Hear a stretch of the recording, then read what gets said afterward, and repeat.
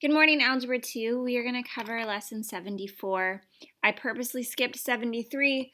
I just don't think it's as applicable to cover given the online learning scenario. So, lesson 74 covers the discriminant. Now, the discriminant is part of the quadratic formula. So, just in case you've forgotten, this right here is our quadratic formula. And the part of it that represents the discriminant is this part here. Okay, so the discriminant is the b squared minus 4ac. And it determines what types of solutions we have. So it determines types of solutions. Okay, for example, if b squared minus 4ac results in a number that is greater than 0, then I know that I'm going to have two real roots. Now, real would mean they're not imaginary. I don't have I. Okay, so if b squared minus 4ac is equal to 0, then I only have one real root. Remember, root is another word for solution. And last, if our discriminant produces a negative number, so that would be something less than 0, then I have no real solutions, which means I have two complex roots. And by that, it means I have solutions with I in it, but there isn't any real solutions to it. So that is what we are going to use to do our lesson practice on it starts on page 530. Sorry, let me grab. So it's on, hold on, page 530 through 531. All right, so for parts A, B, and C, they would like us to use the discriminant in order to determine the types of solutions. So the problem they've given us is 16 plus x squared equals 8x. So the first thing I'm going to do is write this in proper order. So I'm going to subtract the 8x, and I'm going to rewrite this. So x squared minus 8x plus 16 equals 0. Now it's easy to tell that A is 1, B is the negative 8, and C is the positive 16. So let's plug it into here. B squared minus 4 times A times C. So B squared would be negative 8 squared minus 4 times A, which is 1, times C, which is 16. Okay, so I'm simply evaluating this part. I get 64 minus 4 times 16 is 64. So I get it is equal to 0. So we have just found that our discriminant equals 0. So I have one real root or one real solution. Okay. Part B. Part B, they've given us 2x squared plus 12x plus 23 equals 0. Okay, now this is already in standard form for us, so I'm just simply going to identify there is A right there. A is 2, B is a positive 12, and C is also a positive 23. So all of these are positive, therefore all of my values are positive. So I'm going to substitute it into here and see what we get. So I have B is 12, so 12 squared minus 4 times A times C. A is 2, C is 23. So I'm going to plug that all in my calculator. So 12 squared, hold on, sorry, something popped up on my screen. 12 squared minus 4 times A times C. You can enter it all at once. Might be able to see it better. And I've got negative 40. So I have that b squared minus 4ac. Which of these scenarios is the number negative 40 greater than 0, equal to 0, or less than 0? Negative 40 is definitely less than 0 because it is a negative number. So I have no real roots, which means I have two complex roots, or two roots with I in it is what that means, because the number I got is less than 0. Part C, they gave us 3x squared minus x equals 14. All right, so with this one we need to get all on the same side.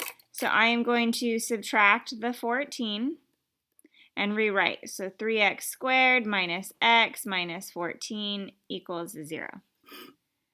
So that gives me a is 3, b is a negative 1, and c is a negative 14. So again, we're going to plug that into our discriminant. So b is 3, so 3 squared minus 4 times, b is negative 1. My bad. A is 3, c is negative 14. So that gives me, I'm going to put negative 1 squared, notice it's in parentheses, minus 4 times a times c, which is negative 14. And I get a positive 169. Well, 169 is definitely greater than 0, so I have two real roots, because the value I got is greater than 0. All right, so moving on in our lesson practice, they have us looking at real problems. So in part D, a tennis player hits a tennis ball straight up at a velocity of 40 feet per second. The ceiling in the gym she is in, it has a height of 22 feet. So the function she's given, and this is for gravity, or the velocity of a ball, is negative 16x squared plus 40x. And it says use the the function that gives the height of the ball after x seconds. Use the discriminant to explain why the ball will hit the ceiling above her. So in part D, I'm going to substitute y because it says y represents the height. So they're saying that the gym she's in is 22 feet. So I have negative 16x squared plus 40x equals 22. And so we're going to evaluate this to figure out why the ball will hit the ceiling above her. So I'm going to get all of this on one side. Remember, we had to put it in standard form. So negative 16x squared plus 40x minus 22 equals 0. Then we can evaluate the b squared minus 4ac. So b in this case is 40, so 40 squared minus 4 times negative 16 times negative 22.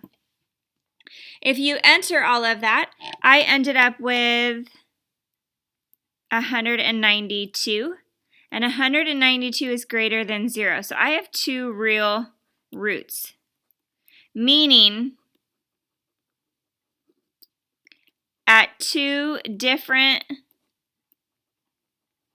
times the ball will hit the ceiling.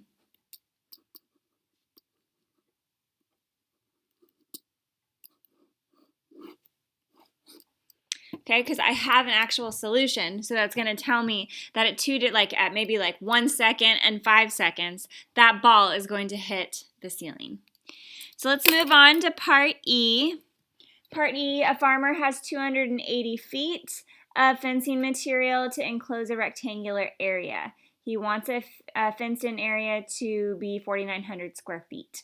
So he's given us an equation, W times 140 minus W equals 4,900. And he's asking, use the discriminant to explain why these requirements can be met. So he has 280 available feet. So the first thing we are going to do is I am going to put this in standard form.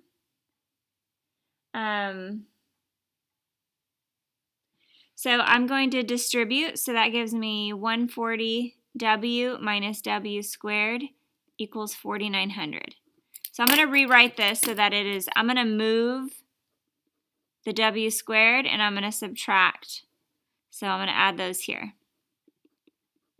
And I'm going to rewrite it. So I have w squared minus 140w plus 4900 equals 0, because I got it all on the same side.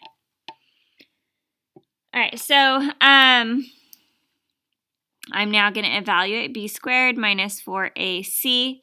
So in this case, b is negative 140. So negative 140 squared minus 4 times a times c.